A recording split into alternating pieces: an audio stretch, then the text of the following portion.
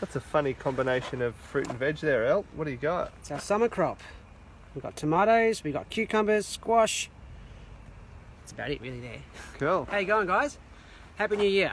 And I hope you had a really safe Christmas. All this COVID stuff going on. But I was away and I got back 2 days ago, and when I walked through the garden, first thing I saw was a big bloom of yellow. Check it out. Come over here. Sunflowers going crazy. This was the first one up here. You can see it's dried off, or drying off. But there's a whole ecosystem on these guys. Bees, ants, lots of different flies. Sunflowers are, see there's a bee just here, getting pollen.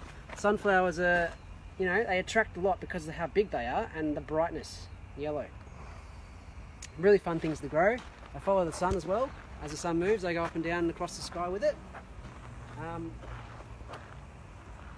So what you can do if you want to is when these dry out, you pull the seeds off and dry them out, or they dry out themselves and you can eat them. It's a superfood, sunflowers. It is a lot of work, but if you want to, you can. Now follow me, I'll show you some things that's going on at the moment. As you can see, which you guys already know, these tomatoes are netted, but my cucumbers are not. So the cucumbers are growing up twine, which is attached to the A-frame, the bamboo, and they like going kind of on an angle, not straight up. I think the main reason is because it supports the fruit better when it hangs. That's what they like to do. With these netted tomatoes, it's really good to stop fruit fly, but it can stop a little bit of pollination. They're wind pollinated and buzz pollinated, buzz being bees and, you know, flies and stuff buzzing them. So what I've done when I first came back, there's a lot of flowers on here and I wanted to make sure that we got all the fruit. So I got a little electric toothbrush, and imagine the flower tip being here. Just put the brush behind the flower, turn it on, it just bzzz, and it buzzes them basically, and you see all the pollen come out. Then they pollinate each other, and you get more tomatoes. Follow me this way though. We've got our pumpkins going crazy,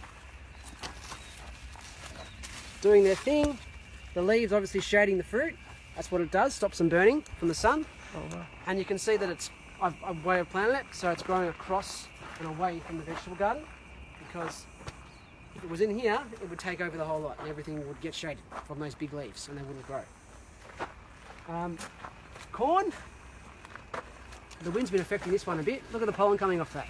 That's how corn cross-pollinates.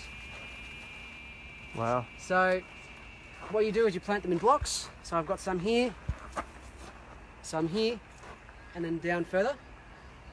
So they're supposed to wind pollinate each other. I don't know how my crop's going yet. I'm feeling them and they're feeling a little bit bumpy. Some have failed. You don't win them all. That's an old one, I've just pulled it out. But we do have some nice big corns on these big ones, so we'll see how they go. I'll let you know. Further up here we've got our tubicas. So whoa. What was that? Look how big that leaves are. Oh yeah. They've grown since yesterday. Probably.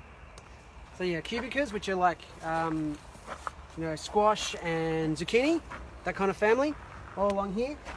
Going a bit crazy. I'm having to support them up because they want to come out.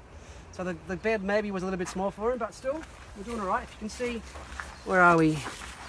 See if we can find some little ones in here somewhere. Here, down here, you can see some little ones. Oh yeah, they're squashes, Squash, yeah. So they'll go really big, or you pick them small. Celery's going really good too. And then I'm having a bit of fun with this Marionberry here. I don't know if this is going to work, but we'll see how we go. So it's planted in the ground. It's been here for a while. You can see the berries over there. They kind of look like a berry, kind of like a boysenberry or something like that. They'll go dark and then you'll eat them. I've tried the red one yesterday, or the day before. It was quite tart, so it's not ready yet. But I'm going to kind of trail it across here and see what we can do. See if we can make some sort of arch. But I've got a feeling you have to... It's a pretty looking vine, Elton, isn't it? It is. Sort of it is, yeah. attractive looking leaf. It is. It kind of reminds me a bit of blackberry, really. It's got no thorns. Oh, even better. Which is good.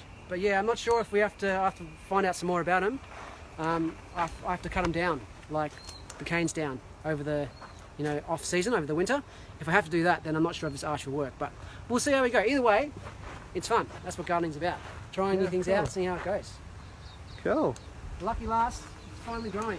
I didn't plant this, but this is a native, what does it say down here? A native edible hedge. It's a native finger lime, isn't it? No, finger lime's over here. Oh, the finger lime's this Finger one lime's here, doing sorry. alright. Finger lime's over there. My The bad. lime's on there, but this is finally growing. I don't know what's going to happen. It's a tropical plant, so I really wouldn't have planted it here, but it is starting to grow now with all the rain. So Yeah, cool. let's see how we go. It might make a canopy, which would be good. Okay. That's pretty much it. Happy gardening, guys. See you later.